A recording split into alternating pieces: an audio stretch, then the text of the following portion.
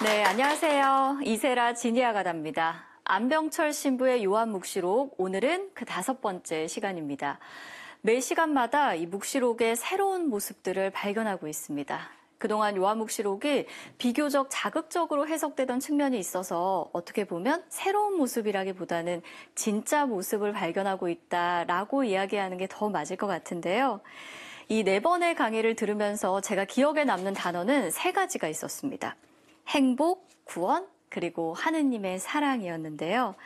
특히 이 사랑한다라는 단어가요, 사랑했다가 아니라 지금도 사랑하고 있다라는 현재 진행형으로 쓰인 것은 신약 성경을 통틀어서 이 요한묵시록뿐이라는 대목에서는 가슴이 뜨거워지기도 했었습니다.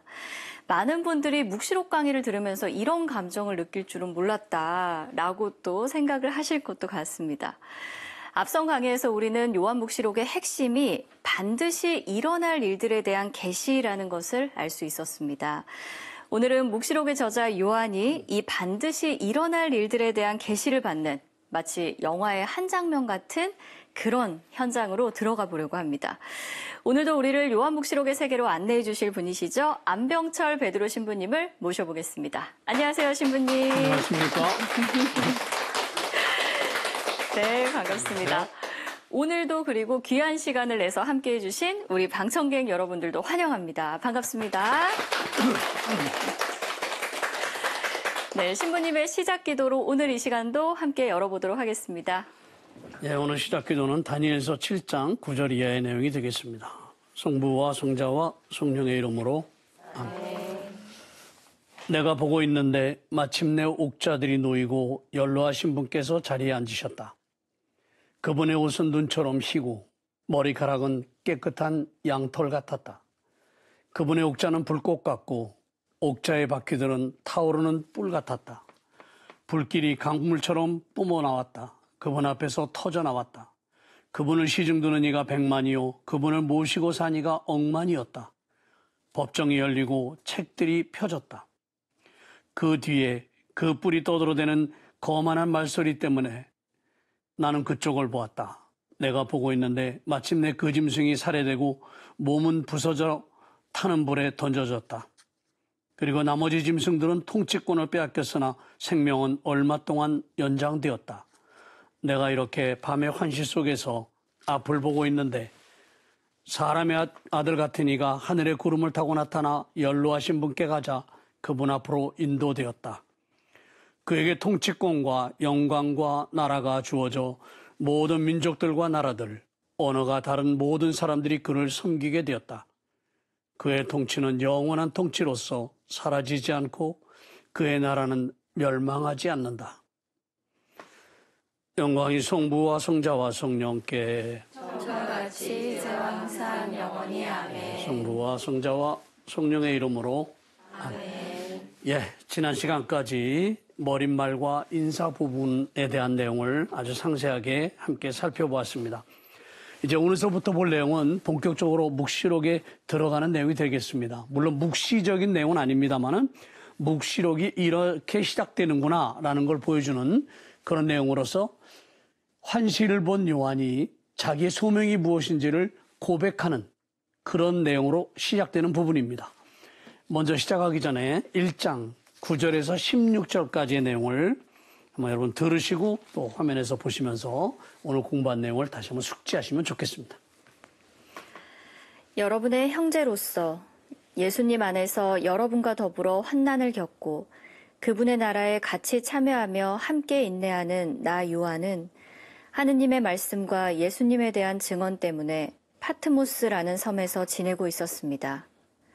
어느 주일에 나는 성령께 사로잡혀 내 뒤에서 나팔 소리처럼 울리는 큰 목소리를 들었습니다.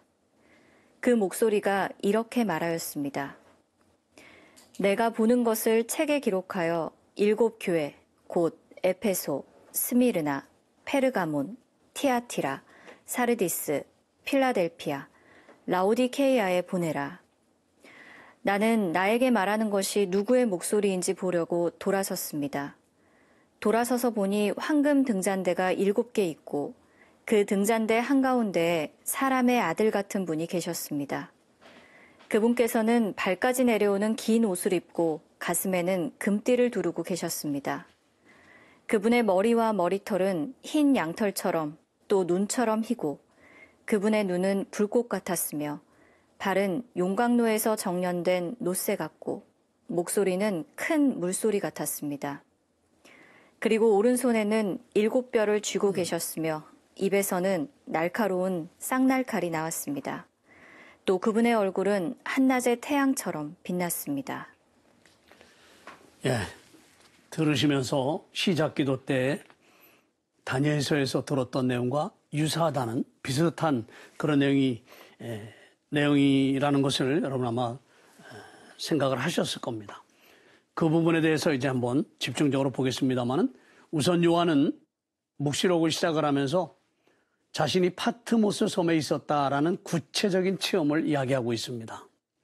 파트모스 섬은 지금의 터키입니다. 터키의 에페소라는 지방에서 남쪽입니다. 남쪽으로 한 90km 정도 떨어져 있는 외딴 섬입니다. 그러니까 이 섬은 지금은 그리스형이에요. 그리스에 속해 있는 성입니다. 지리적으로는 터키에 가깝지만 그리스형입니다. 전쟁을 통해서 그리스에 뺏긴 그런 땅입니다. 아주 외딴 섬입니다. 아주 자신의 구체적인 체험을 극히 예외적인, 즉 성령에 사로잡힌 극히 예외적인 그런 상태에서 환시를 통해서 본 체험을 아주 적나라하게 지금 이야기를 하고 있습니다.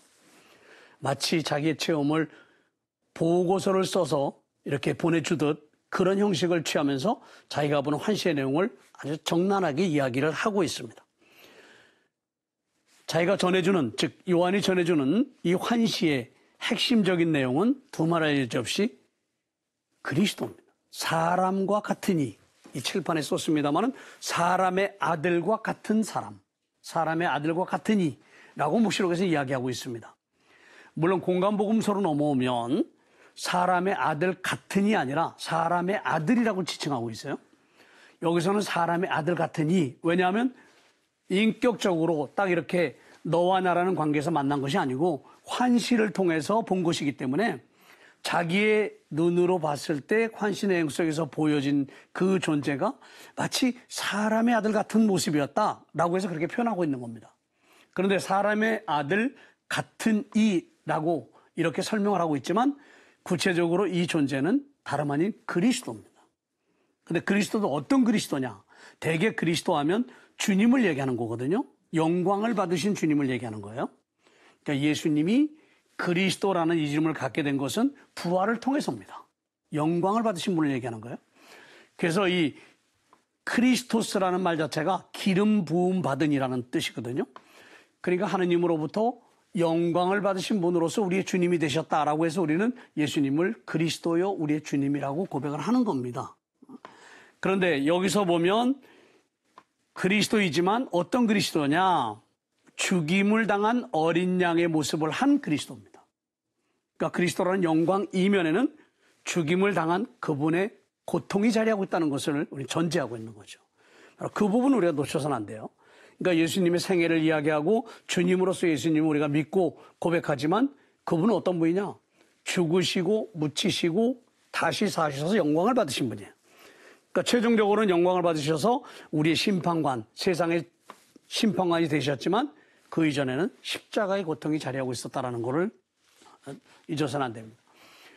그래서 요한은 자기 소명을 환시를 통해서 본 내용을 이렇게 소개하면서 구체적으로 밝히고 있는데 이 내용을 보면 마치 죽임을 당한 어린 양을 찬미하고 찬양하는 그런 형식을 취하고 있다는 것을 확인해 볼 수 있어요.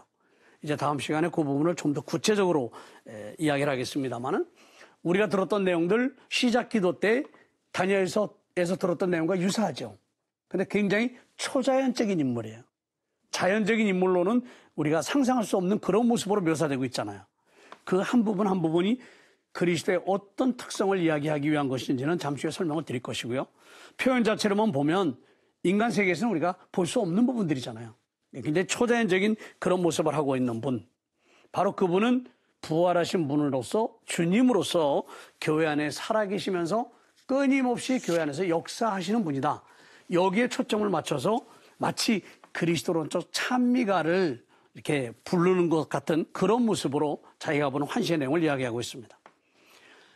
요한묵시록이 전해주는 가장 근본적인 메시지는 뭐냐? 세상으로부터 승리하신 영광의 그리스도입니다. 그 그리스도께 대한 확고한 믿음이 교회가 가지고 있는 본질적인 믿음입니다. 즉 당신의 죽음, 유다인들은 예수님의 십자가에 처형하고 나서 자기들이 승리했다고 생각했어요. 그리고 자기들의 판단이 옳았다고 생각을 했어요.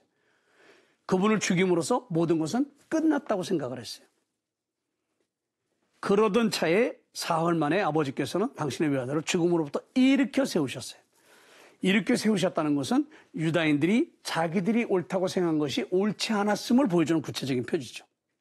즉 죽음으로 인해서 예수님이란 존재가 소멸되거나 사라진 것이 아니고 부활을 통해서 주님으로서 다시 우리에게 당신의 모습을 보여주셨다는 점에서 그분은 세상으로부터 승리하신 분이다. 죽음으로부터 승리하신 분이다. 이것이 교회가 믿고 있는 본질적인 믿음입니다. 인자에 관한 첫 번째 환시라고 할 수 있는 내용을 아까 시작할 때 묵시록 1장 9절 이하를 통해서 들었거든요. 바로 여기서 그리스도의 모습이 구체적으로 묘사되고 있어요. 그리스도에 대해서 묘사하고는 첫 번째 부분이 바로 조금 전에 들었던 그 내용입니다. 이 부분을 이제 우리가 분석을 하면서 과연 그리스도 어떤 모습을 구체적으로 이야기하기 위해서 이렇게 초자연적인 실제로서의 예수님의 모습을 다니엘서를 근거로 해서 이야기하고 있느냐 하는 것을 확인해 보게 될 겁니다. 그 이전에 먼저 요한은 고백을 하기를 여러분과 더불어 환난을 겪고 그분의 날에 같이 참여하며 함께 인내하는 나 요한은 이렇게 얘기하고 있어요. 즉 자기 자신도 환시를 통해서 지금 그리스도에 대한 그런 계시를 전해받고 있지만 다른 신자들과 마찬가지로 황제의식에 직면해서 신앙의 갈등을 느끼고 결단해야 되는 어려운 순간을 살면서 고통을 겪고 있었음을, 그리고 고통을 겪고 있는 형제들과 같은 처지에 있었음을, 바로 그들과 형제라고 하는 사실을 고백을 하고 있는 겁니다. 그러니까 요한은 편안한 상태에서 아주 고요한 곳에서 그냥 계시를 받아가지고 그 내용을 우리에게 전해준 것이 아니라 요한 역시도 그 당대의 그리스도 신자들이 황제의식을 강요받으면서 하느님을 택할 것이냐, 세상의 군주를 택할 것이냐, 이 협상 없는 선택 앞에서 고민하고 갈등하면서 때로는 목숨까지 내놓아야만 했던 절박한 그런 순간을 살았던 자기의 형제들과 같은 상황 속에 있고 같은 체험을 하고 있다는 것을, 그러면서 형제관계라는 것을 분명하게 언급을 하면서 이야기를 시작을 하고 있습니다. 그렇게 보면 요한묵시록 안에서 그리스도의 신자들의 특성은 한마디로 요약해서 순교자적인 삶이 전제된다라고 말할 수 있어요. 지난번에 말씀드렸잖아요. 증언하다라고 하는 것과 순교하다라는 것이 같은 용어로 표현된다, 사용된다고 말씀드렸잖아요.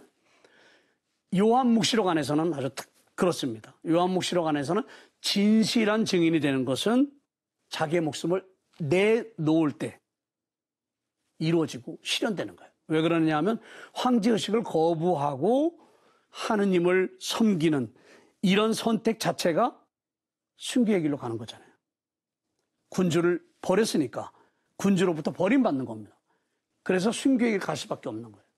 그러니까 이게 모든 교회 신앙인들에게 다 통용되는 게 아니고 요한묵시록의 교회 안에서는 진정한 증인이 되기 위해서는 순교자가 되어야 된다는 것이 기본적인 전제입니다.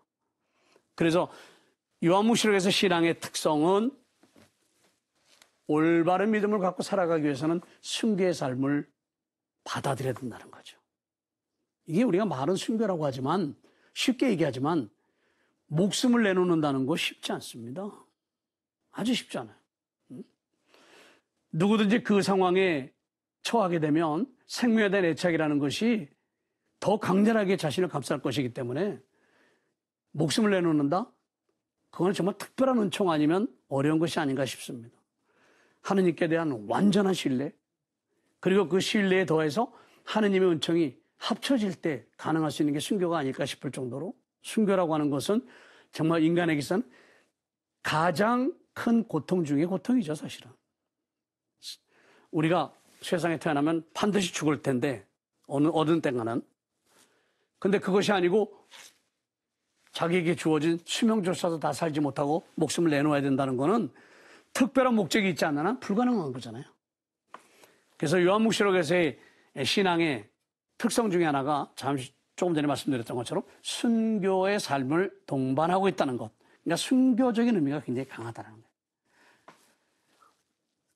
여기서 요한은 환난이라는 표현을 쓰고 있잖아요. 환난을 겪고 있다. 이 환난이 바로 황제 의식을 강요받는 이런 상황에서 절대절명의 어떤 결단을 해야 되는 바로 그 고통스러운 순간을 이야기하는 거예요. 그러니까 자기의 응답에 따라서 죽느냐 사느냐가 결정지어지는 아주 정말 자기 인생에서 아마 그런 순간을 또 맞을 수 있을까 싶을 정도로 한 번 맞는 순간일 겁니다. 여기서 환난이라는 것은 이렇게 요한묵시록 상황에서는 죽느냐 사느냐의 그 문제 앞에 직면해 있던 절박한 상황을 얘기하는 건데 그런 점에서 묵시록 전체는 종말론적인 의미를 가지고 있다. 우리의 삶에 있어서 죽음이라는 것은 우리 개인에겐 종말이에요. 마지막 순간이잖아요. 그런 점에서 종말론적인 의미다. 우리는 종말론이라고 얘기하면 자꾸 세상 전체의 파국을 생각을 해요. 총체적인 파국. 전 세계가, 인류가 다 끝장나는 그런 개념을 가지고 접근하는데 개인적으로 보면 자신의 삶의 마지막이 죽음이고 그 죽음은 종말이에요. 그죠?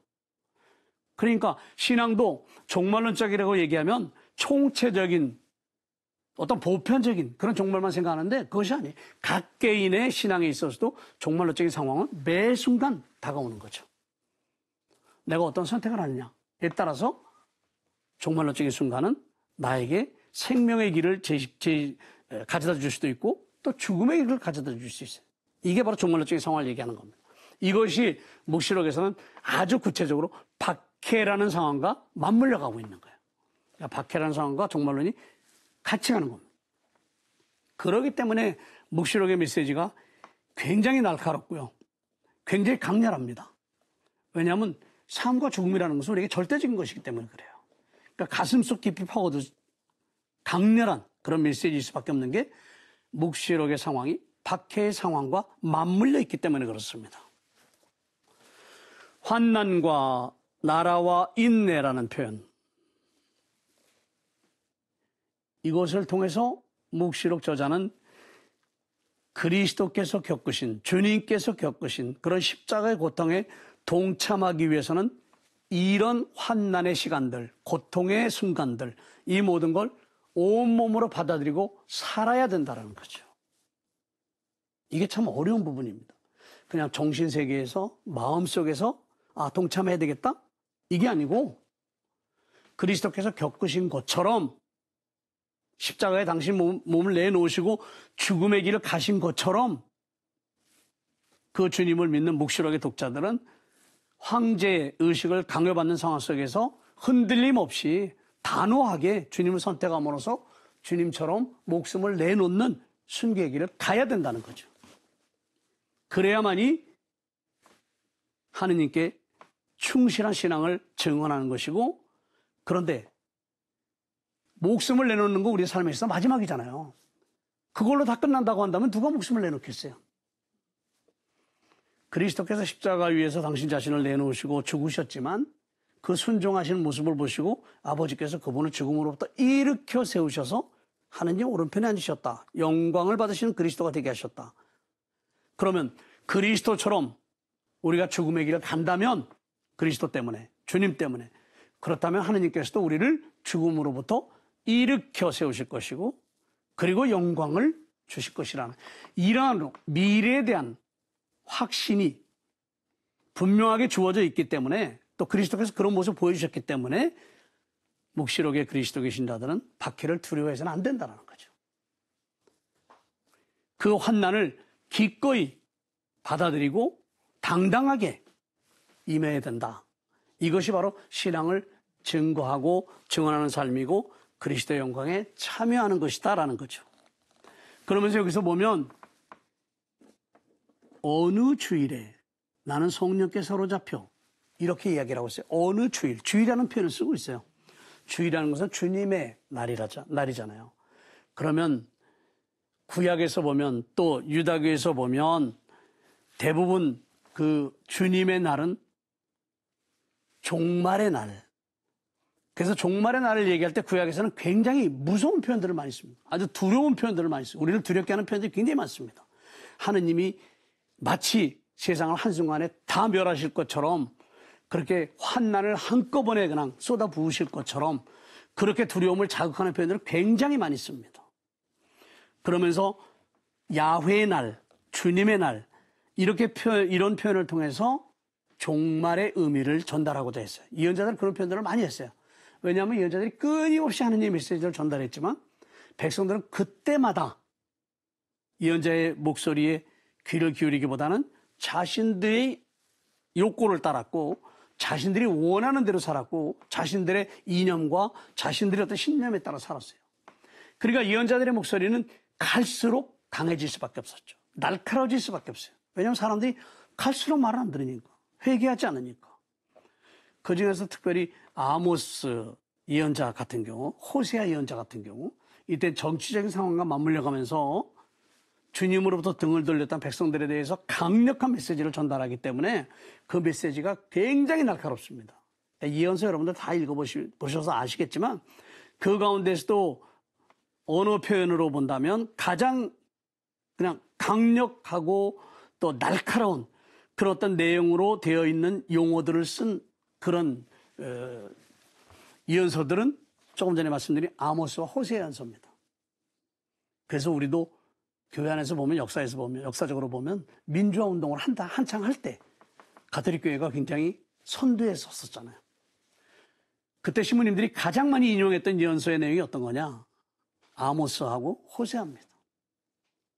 정치인들에게 그만큼 강력하게 경고하는 그런 메시지죠. 그런데 여기서 주님의 날이라고 하는 것은, 묵시로에서 주님의 날이라고 하는 것은 부활을 입니다. 부활의 날을 얘기하는 거예요. 주님의 날, 죽음으로부터 일으켜져서 승리하신 날. 이 개념의 뿌리에는 구약에서 예언자들이 예고했던 주님의 날이라고 하는 개념이 자리하고 있어요. 그거는 백성들이 회개하도록 그리고 하느님께 돌아오도록 강력한 메시지를 전하는 것이고 백성들이 등을 돌리면 돌릴수록 예언자들의 목소리는 더욱더 날카로워질 수밖에 없었습니다. 그런 주일이라는 표현을 통해서 주님의 날이라는 이 개념을 그리스도와 맞물려 여기에 담아냄으로써 구약의 예언자적인 전승을 요한복음 저자가 이어가고 있다는 걸 보여주는 거예요. 그러니까 자기도 예언자 중에 한 사람이라는 걸. 신약의 예언자죠. 그러나 어느 날 갑자기 나타난 예언자가 아니고 구약의 예언자 전승을 계승해가는 예언자 중에 한 사람이라는 걸 구체적으로 얘기하고 있는 겁니다. 그러면서 자신이 파트모스 섬에 갇혀 있다는 얘기를 하거든요. 여러분 나중에 성지순례 가시면 파트모스 섬에 가실 기회가 혹시 있으실지 몰라요. 가서 보면 그 파트모스 섬 동굴 지금은 히랍 정교회에서 관리를 하고 있어요. 거기 들어가 보면 그 환시를 받았을 때 그 동굴을 그대로 여러분들이 가서 볼 수가 있는데 그 동굴에 갇혀서 살 때 요한이 얼마나 갈등하고 고민하고 괴로워했었는지를 볼 수 있는 여러 흔적들이 있어요. 그래서 그게 전승으로 내려오는 것이긴 하지만 그 바위를 손자국으로, 손톱으로 이렇게 긁었는데 거기가 바위가 이렇게 파질 정도로 그렇게 유배 가서 정말 갈등하고 고민하며 살았던 그 모습이 생생하게 되어 있습니다. 우리가 이건 어려운 건 아니에요, 사실. 우리가 일제시대에 많은 사람들이 일본으로 끌려가가지고 광산에 가서 일하고 뭐 굉장히 노역을 당했잖아요. 그럼 그 사람들이 거기서 노역을 당하면서 자신들의 어떤 분, 화, 또 고향에 대한 그리움, 생명에 대한 애착, 이 모든 걸 표현할 수 있는 길이 없어요. 방법이 없으니까 벽에다가 그냥 돌에다가 다 새겨놓고 했던 거 다 역사적으로 볼 수 있잖아요. 그 정도로 요한은 이 파트모스 섬에 갇혀서 환시를 받을 때까지 얼마나 많은 인간적인 고통과 갈등에 휩싸여 있었는가를 우리가 알 수 있고요. 그러면서 이렇게 자신의 체험을 얘기하는 것은 지금 절대절명의 선택 앞에 놓여져 있는 당대 그리스도 신자들에게 용기와 힘을 주기 위해서요. 그래서 흔들림 없이 자신들의 믿음을 살아가도록 하기 위해서죠.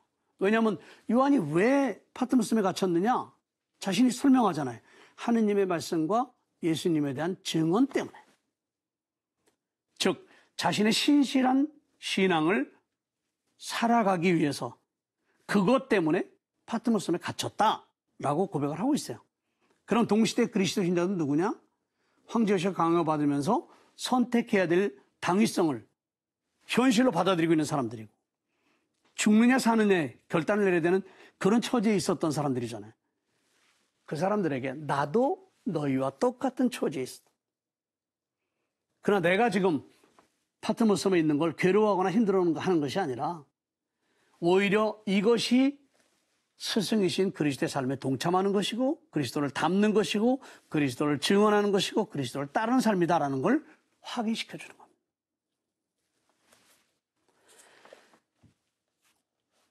주님의 날이라고 구약에서 얘기하면 심판의 날입니다. 아까 말씀드린 것처럼 하느님께서 그냥 회개하지 않는 백성들을 그냥 내치시는 거죠. 아주 구약에서 보면 당신이 그토록 사랑하셨던 이스라엘 백성들 그냥 눈에 넣어도 안 아플 그런 백성들임에도 불구하고 얼마나 많은 시련과 환난을 주십니까? 회개하지 않을 때, 돌아서지 않을 때 상상할 수도 없는 그런 환난과 시련을 내리시거든요. 그들을 버리신 것이 아니고 그들을 미워서 그런 것이 아니고 그들을 심판하시는 건데 버리기 위해서 내치기 위해서 심판하는 것이 아니라 당신이 뽑으신 그 목적대로 그들이 그 자리에 있을 수 있도록 하기 위해서 심판하시는 거예요. 그 심판은 가혹해요. 왜? 자기의 믿음을 바탕으로 해서 스스로 회개하지 않기 때문에 하느님께서는 물리적인 방식을 통해서 그들이 회개할 수 있도록 기회를 만들어 주시는 거죠. 이게 바로 구약에서 얘기하는 주님의 날이에요. 심판의 날. 이게 이제 신약에 와서 아까 말씀드렸던 것처럼 주일이라는 개념과 맞물려 가고 있다는 거죠. 근데 신약에서의 주님의 날은 죽음으로부터 승리하신 그리스도, 이분을 기리는 날이거든요. 바로 그분은 어떤 분이냐? 죽음으로부터 부활하셔서 죽음을 심판하신 분이죠. 이게 주님, 주일이에요. 죽음을 심판하신 분. 죽음이 더 이상 존재하지 않도록. 이건 묵시록 이제 가면서 계속적으로 우리가 볼 거예요. 영광을 받으신 그리스도께서 최종적으로 하시는 것은 우리에게서 죽음을 없애는 거예요.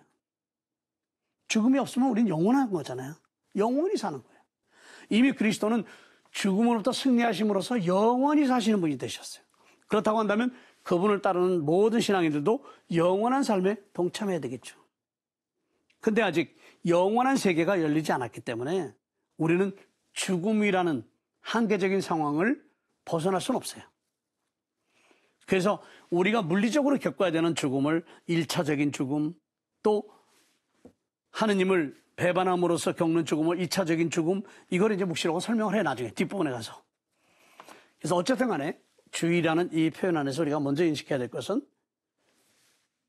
구약의 대예언자들이 야훼의 날, 주님의 날이라고 이렇게 지칭하면서 하느님의 심판을 예고했던 것처럼 요한도 그런 예언자적인 전승에 참여하면서 자신도 예언자의 대열에 올려놓고 그러면서 주님의 날은 신약에 있어서는 그리스도께서 부활하심으로써 죽음을 심판하신 날이다. 그러면 구약과 달라요. 구약은 심판을 통해서 회개하는 길을 열어준 것이고 하나님께 나아가는 거죠.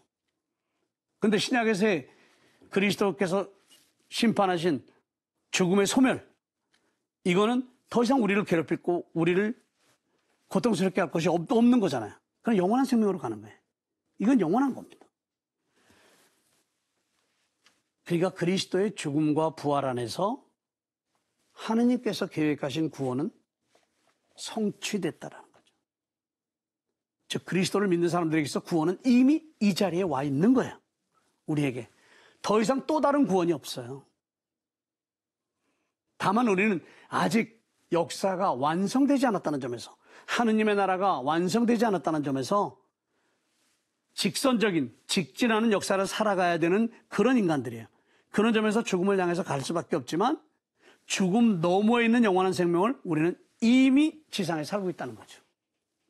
그래서 신학적으로 얘기할 때 가장 중요한 개념 중에 하나가 뭐냐면 이미 여기와 아직 아니라는 이런 텐션이 있는 개념.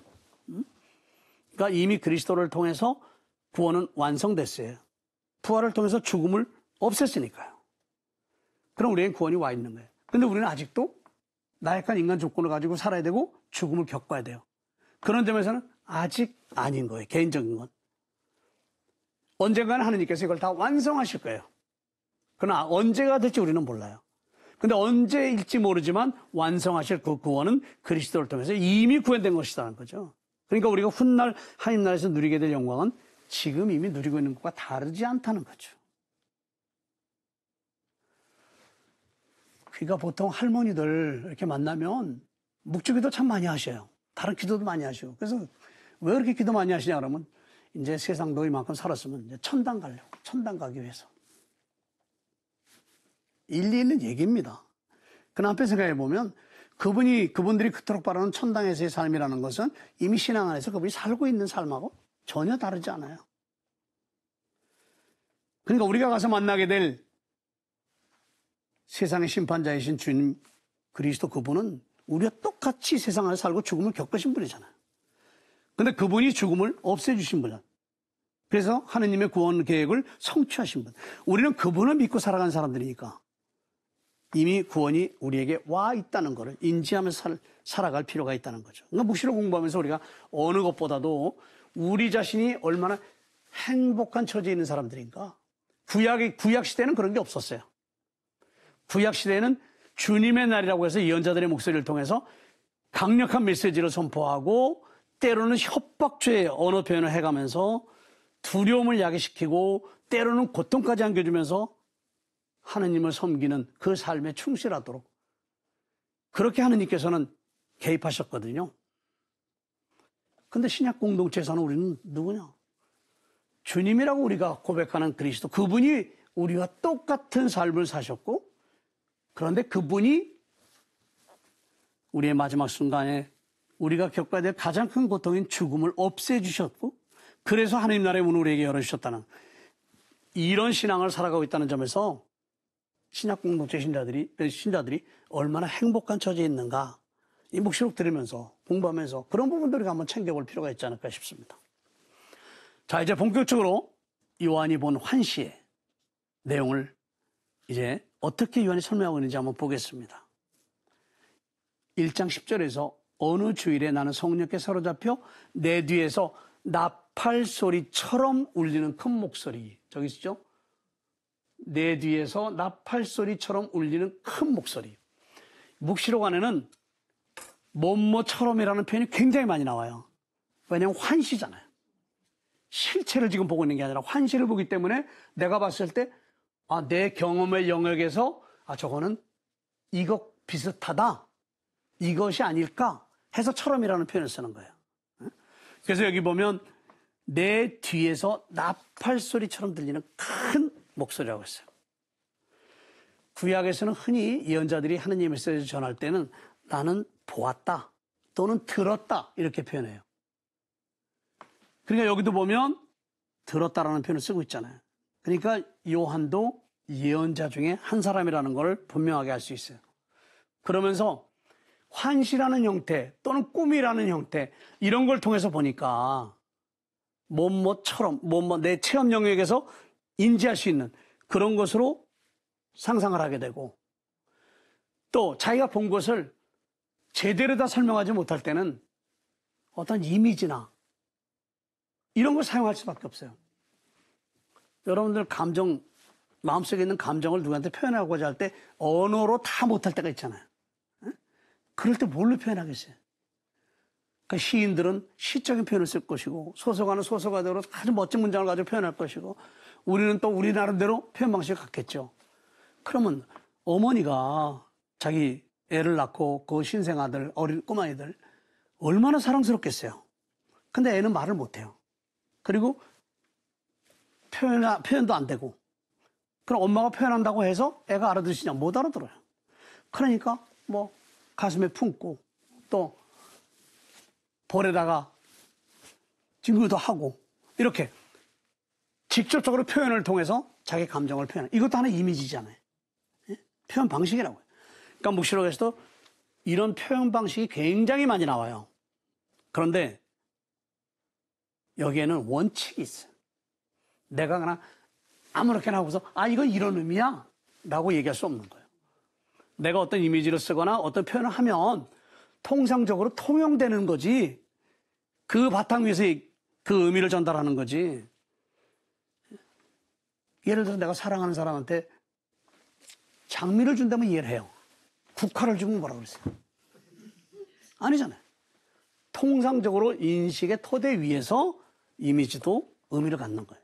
그러니까 묵시록에서 그런 원칙들을 우리가 이제 하나씩 찾아가게 될 거예요.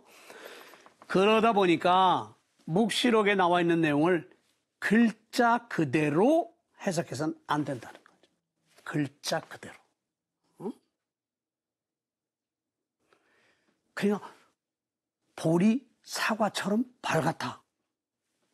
그만큼 빨간 사과 그 모습을 얘기하는 거지 그걸 문자 그대로 그렇게 이해해서는 안 된다는 거죠.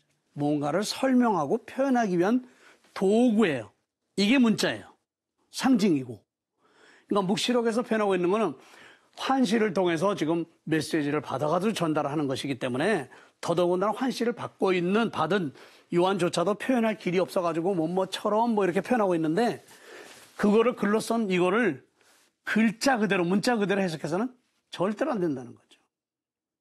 이 문자는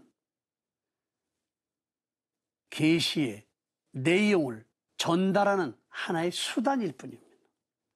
그러니까 그 수단을 통해서 우리에게 전달하고자 하는 메시지가 뭐냐?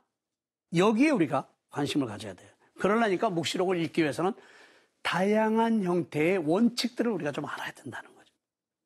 아까 말씀드렸던 것처럼 이미지나 숫자 또는 색깔 이런 걸 가지고 상징적인 것들이 많거든요.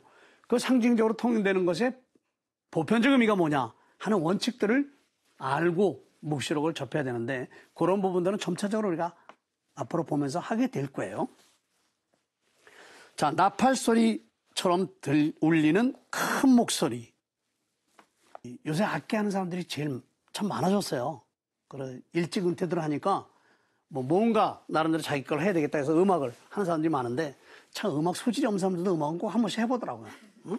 그러다 안 되면 이제 포기하는데 그러면 이제 어디 학원을 가고 뭐 하는데 학원에서 뭐 피아노를 하든 뭐 바이올린을 하든 다 하는데 제일 힘든 게 뭐냐면 나팔 소리예요. 나팔 소리는 너무 커요. 그러니까 주변에 다 너무 폐를 끼쳐요. 제가 방배동 성당의 마지막 본당이었었는데 거기 부임을 하니까 나팔 동호회가 있었어요. 그래서 이 사람들이 수요일마다 와서 저녁에 나팔을 부는데 배우러 오는 사람들이니까 화음이 맞는 게 아니잖아요. 삑삑 빽빽 하거나 너무너무 시끄러운 거예요. 다른 걸 뭐 할 수가 없어요. 그래서 할 수 없이 공동체 전체를 위해서 결국은 바깥에 방을 얻어서 거기 가서 하도록 그렇게 할 수밖에 없었는데 하여튼 나팔 소리가 울리면 가슴이 찡해요. 그리고 소리가 크니까 울림이 크잖아요. 그래서 이 구약에서는 또 유다인 사회에서는 나팔 소리는 종교 의식에 사용됐던 나팔은 종교 의식에 사용됐던 도구입니다. 악기예요. 그래서 특별히 구약에서 주님이 당신의 모습을 드러내시다, 현현하신다. 그럴 때 나팔을 불었어요. 그래서 사람들이 깜짝 놀랄 거 아니에요. 그래서 보는 거예요. 그래서 주님이 현현하실 때. 그리고 신약 성경에서는 종말에 관한 담화문들이 있거든요. 마태복음 같은데 즉 마지막 날에 그리스도께서 당신의 모습을 드러내시고 세상을 완성하시는 그 종말을 이렇게 시작하신 그럴 때 하늘에서 나팔 소리가 울렸다 이렇게 시작을 해요. 그러니까 진짜로 나팔을 불었다고 이렇게 아주 초보적으로 그렇게 이해해서는 안 되고 나팔 소리 자체가 워낙 커요. 그리고 이게 가슴을 울려요, 나팔이. 그래서 종말을 알리거나 그리스도의 하느님의 현현을 알리거나 그리스도의 도래, 그러니까 재림, 이걸 알릴 때 사용됐던 악기가 나팔입니다. 근데 여기서 보면 나팔 소리처럼 울리는 큰 목소리라고 그랬어요. 묵시록 1장 12절에 가면 나는 나에게 말하는 것이 누구의 목소리인지 보려고 돌아섰습니다. 여기서 목소리라고 얘기해요. 앞에 나팔 소리 같은 큰 소리라고 얘기했고. 그러면 결국 나팔 소리는 뭐냐? 사람의 아들 같은 분의 목소리예요. 사람의 아들 같은 분의 소리. 이걸 나팔 소리처럼 들은 거예요. 그렇게 크게 들은 거죠. 자, 요한은 자기가 본 것을 써서 보내라는 명령을 받습니다. 책에 기록해서 보내라 해서 7 교회가 언급이 되고 있어요. 책, 뭐 두말의 여지없죠. 예언의 내용을 담고 있는 걸 얘기하는 겁니다. 책이라고 하는 것은. 그러니까 계시의 내용을 담고 있는 이 책을 써서 보내라라고 얘기해요. 그러면서 7 교회를 얘기하는데 이 7 교회는 그 당시의 도시들입니다. 로마가 이 소아시아를 점령을 하면서 도시화 정책을 써요. 그러니까 지방에 있는 사람들을 다 모아가지고 소도시를 만들어요. 이게 왜 그러냐? 황제가 통치를 쉽게 하기 위해서 그러는 거예요. 그래서 여기에 7개 이름은 7 도시로 로마 시대에 만들어진 도시들입니다. 인위적으로 만들어진 도시들이에요. 그 역사적인 도시들이죠. 그런데 묵시록은 여기서 그치지 않고 상징적 의미를 부여해요. 즉 인자와 같은 분의 목소리를 통해서 써서 보내라는 명령을 받은 요한은 7 개의 편지를 보내거든요. 단순히 그 당시에 소아시아에 있던 7 교회만이 아니라 7이라는 숫자를 통해서 그리스도를 주님으로 섬기는 모든 교회, 온 세계의 교회를 대상으로 하고 있는 거예요. 그러니까 모든 교회에 이걸 보내라고 하는 그 명령을 받고 있는 겁니다. 그러니까 단순히 지역교회만 얘기하는 것이 아니라 전 교회, 그리고 또 7이라는 표현 속에는 충만함이나 완성이라고 하는 의미가 또 담겨져 있거든요. 그러니까 하느님의 계시가, 즉 그리스도께서 전해주시는 계시가 세상 모든 교회에 완전하게 전달될 수 있도록 책을 써서 보내라라고 명령을 하고 있고 그걸 받고 있는 겁니다. 그러니까 이 개념을 분명히 잡고, 물론 7 교회는 구체적인 교회니까 한 교회 한 교회 들어가면서 어떤 교회인지 우리가 살펴보게 되겠습니다만은 우리 교회도 7이라는 개념 속에 들어가는 교회입니다. 그러니까 우리도 묵시록의 독자들이에요. 그러면서 이제 여기서 기록하라고 명하신 그분이 누구의 목소리인지 알아보기 위해서 등을 돌려봤다, 돌아섰다 하고 고백을 하면서 자기가 본 걸 설명합니다. 황금 등잔대가 7개 있고 그 등잔대 한가운데에 사람의 아들 같은 분이 계셨다. 이렇게 얘기하고 있어요. 자, 여기서 이제 처음으로 묵시록에서 사람의 아들 같은 분이라고 하는 표현이 나오고 있어요. 계시는 구약에서는 대부분 천사들을 중재자로 해서 전달이 돼요. 그것이 하나님이 천사를 예언자들에게 보내고, 그리고 예언자들에게 이제 전달된 메시지가 예언자들을 통해서 백성들에게 전달이 돼요. 계시 과정이 그래요. 신약에서도 마찬가지입니다. 그런데 이렇게 특별하게 사람을 선택을 해서 그에게 계시를 주고 계시를 전달하도록 그렇게 직접적으로 명령하는 그런 단계도 있습니다. 그러니까 계시의 어떤 전달 단계나 과정이 이렇게 일률적으로 정해진 것도 아니고 그냥 상황에 따라서 다른 모습을 보이는데, 하여튼 왜 그러느냐? 하느님은 보이지 않는 분이기 때문에 우리가 볼 수가 없어요. 그렇기 때문에 보이지 않는 분으로서 메시지를 전달하려니까 메시지 받는 사람들이 안심하고 믿고 받을 수 있는 그런 사람을 통해서 전달해야 돼요. 그렇죠? 지금 만약에 하느님이 여기 나타나셔서 내가 하느님이다 그러면 여러분 믿겠어요? 한 번도 본 적이 없는데 못 믿죠. 정신 나간 사람이라고 그러겠죠. 틀림없이. 그러니까 예수님께서 부활하신 다음에 제자들마저도 예수님을 못 믿었잖아요. 엊그제까지 같이 겪었는데. 그러니까 이 계시라고 하는 것은 이런 중재자들을 통해서 우리에게 전달이 되는데 요한 묵시록의 저자도 역시 마찬가지 그런 역할을 하고 있습니다. 사람의 아들 같은 이의 목소리를 두 가지 형태로 표현한다고 말씀을 드렸어요. 그러면 1장 10절에서는 뭐라고 얘기하느냐? 나팔소리처럼 울리는 큰 목소리.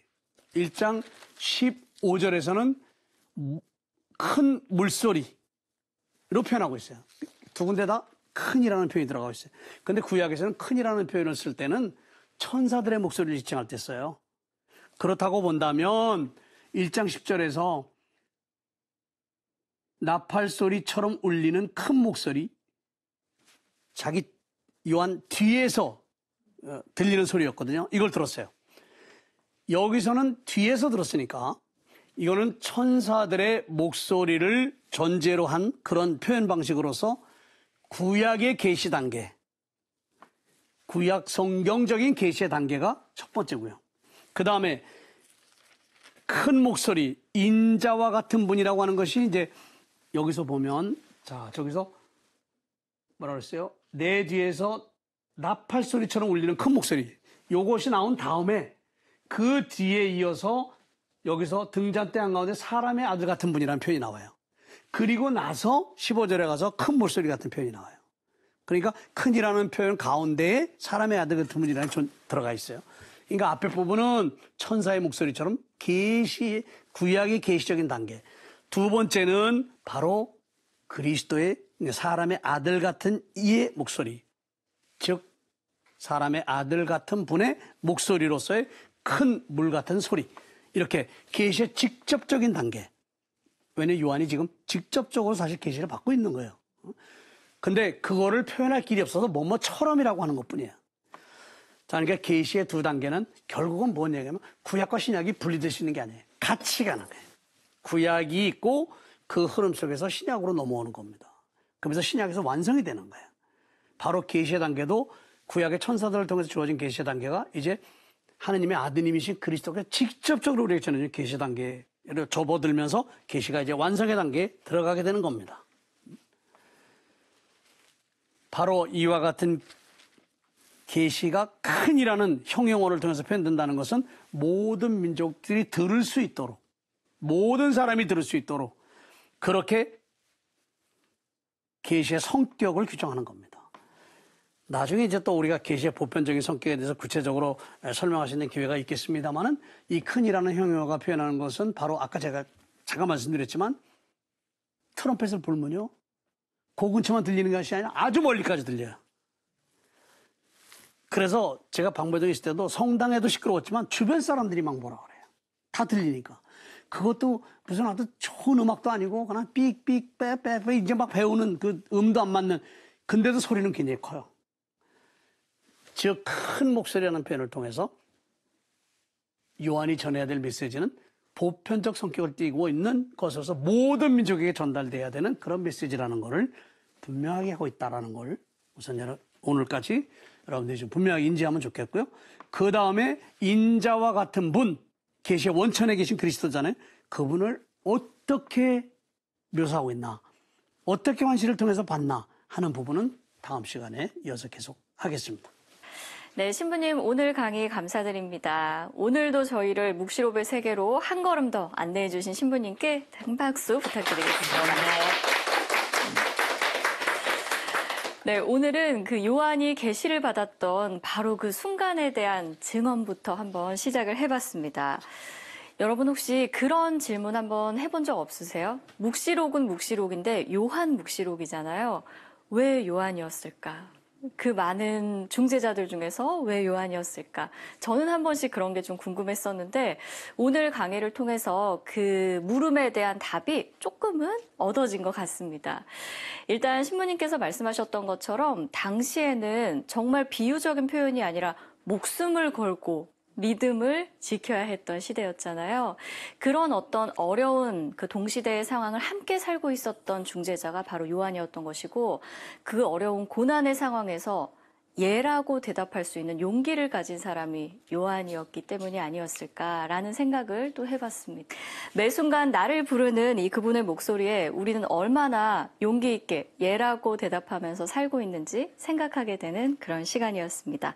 다음 시간에는 요한에게 나타난 이 사람의 아들과 같은 분은 누구인지, 또 7별과 7 황금 등잔대는 무엇을 의미하는지 더 자세히 알아보도록 하겠습니다.